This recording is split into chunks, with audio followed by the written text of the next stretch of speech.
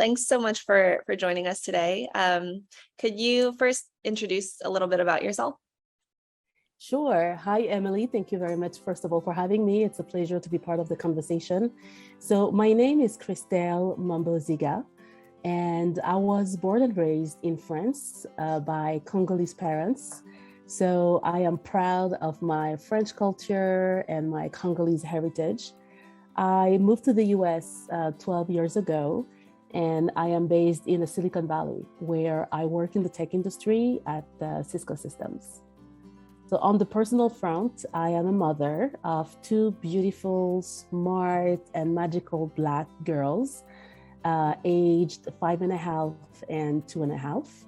I am also a wife of a wonderful husband and lifelong partner and friend who is very supportive of my career and my professional and personal ambitions. That's great. Growing up, did you have a particular framework in mind for how you would approach having a family and a successful career? Sure. So as I said, I was raised in France by Congolese, DRC, Congo. There are two Congos. So DRC is Kinshasa one. Parents who are from the west coast of Congo near the Atlantic Ocean.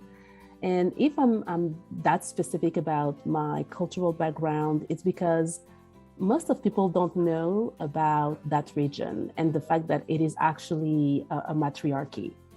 So in that specific region of the Congo, women have a lot of power and a central position in society. So I was raised actually by an extremely powerful mother who was the leader of the family. She is what we would consider her a feminist today. And my mother was working full time, and she always made it clear that household chores were not gender-based. So my dad was an excellent cook, and my siblings and I, comprised of 2 boys and 2 girls in my family, we all learned to cook, to clean, but also to paint, to carry heavy grocery bags and fix the house. So I would say that from a framework perspective, I was raised in a very egalitarian family with a mother who was working full time, and sometimes she was working 7 days a week during times of financial hardship.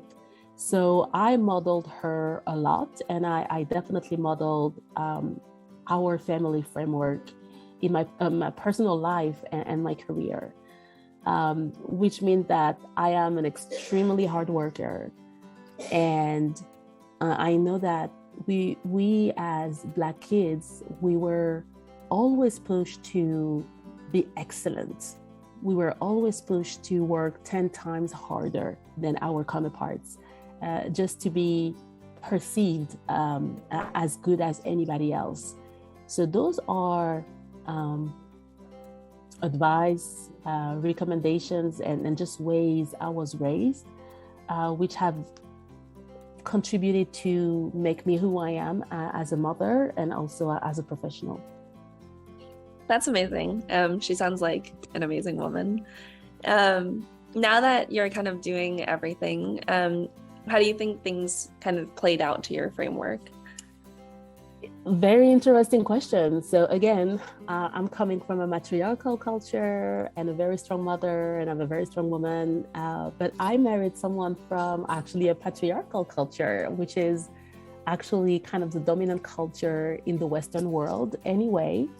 So it wasn't always easy in the relationship to find the right balance between, two very conflicting worlds. So I think over our 10 years almost of marriage, I would say, I'm not even counting, we really learned to communicate and to compromise.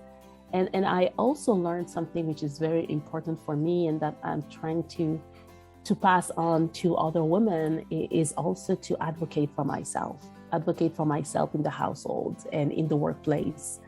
So that's actually how it played out. You might be coming from a specific framework, but when you marry someone and you build a family, you have to adopt with the other person's culture and mindset and expectations. And I believe that it is a lifelong journey, and we really take it as a work in progress. And we all know, and when I say we, my husband and I, that Rome was not built in a day. So we take it day by day, but we at least have agreed on respective egalitarian foundations together. And what's your best advice for being ambitious, both as a mom and a career woman? So I don't only have one advice. I have several, and some of them might be unsolicited, but I'm going to give them all because I like to share. So my number one advice for ambitious mom and woman in the workplace is really to let go of perfections. That was a big thing for me, because again, having been raised by parents who were expecting and demanding a lot from us and demanding excellence and perfection at every single levels of our lives, letting go of perfection was extremely liberating for myself. I read a lot. I read a lot of Brené Brown books to help me in this journey and in this trajectory of letting go of perfection. So I am at a point where I know that things are not going to be perfect, and that's just life, because life is not perfect. And we went through it, and we can all agree with the world we live in that life is just not perfect and will never be. And it has really removed a lot of guilt from my shoulders. So that's number one. Number two is really ask for help and get helped.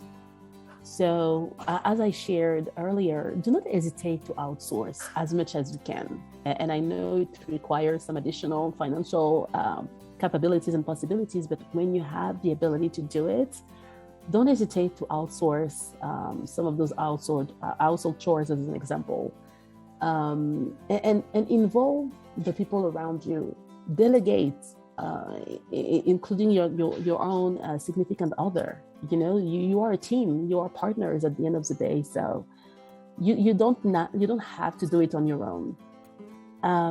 The third advice, which is very unsolicited, and that's my personal opinion, you have to choose your partner wisely. So when you choose your partner, you really need to make sure that you set the right expectations in the beginning of the relationship. And what I did was, I told my partner, I told him that I didn't want to be a stay-at-home mom. And I have a lot of respect for them, but I knew it was not for me. I made it clear of that from the very beginning of our relationship, even when we were not married. I also told him that I could cook, and I am not bad at cooking, but I didn't like it. So there was not necessarily expectations for me to become the cook of the house once we would live together, or to become the cleaning lady of the house when we would live together. So those are very small and trivial examples and mundane examples, but I think that having those conversations at a very, very early stage of the relationship and setting expectations and boundaries is really also going to help you to choose your partner wisely. So other recommendations: take care of yourself. I like to work and to read and to offer advice and to write children's books, actually, also on, making sure to take care of yourself physically, emotionally, spiritually, because you cannot be at your best whether for yourself, in your household, and in the workplace, if you just don't take care of yourself, if you don't find the right level of alignment. So that's definitely one of the additional recommendations that I would give.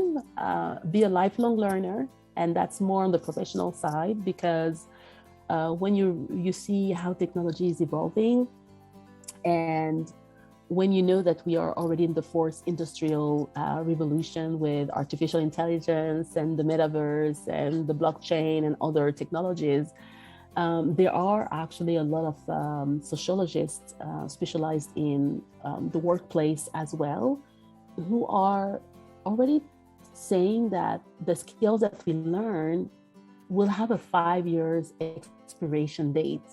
So if you want to remain employable and be employed and be relevant, you need to be a lifelong learner for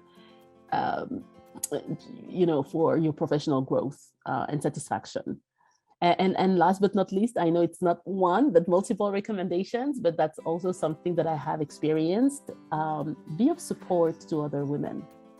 I think that we really need to let go of kind of the zero-sum mentality where you need to be the only one at the top. I think there is room for everyone, and we can be of support of everyone. We can share our wisdom. We can help people who are looking for our support. And you can do it by giving back through mentorship opportunities, through sponsorship opportunities, or additional activities that you can join to be of support to other women. That was a great list of advice. I am an overachiever. You ask me one, I will give you 10. But that's awesome. How do you make yourself feel comfortable with the inevitable trade-offs that are inherent in juggling the commitments both at work and at home? Letting go of guilt, communicating with your family, communicating with your significant others is key. I think really also having a good understanding of what your negotiables and non-negotiables are. So for me, my non-negotiables are that I need to wish my daughters good night, whether I am in front of them or through a video call. When I'm around, if I have to go out for dinner for work, I still want to put them in their PJs at least, and also make sure that if I can read their sleep time book, and I can prep their clothes for the following day. Otherwise, it's just a disaster, and there's a lot of fashion faux pas. So I know what some of my non-negotiables are as a mother and the kind of support that I want to provide to my daughters. I have the ability and the flexibility to work from anywhere at any time. I can adapt my schedule. And as an early bird, I don't mind starting my day super early and do some work super early. And actually, I like it. And I also don't hesitate to work asynchronously over WebEx team groups and share documents with the rest of my team. So those are some of the trade-offs. I think you need to put in place a system and really understand what your negotiables and non-negotiables are with your family members and in your personal life.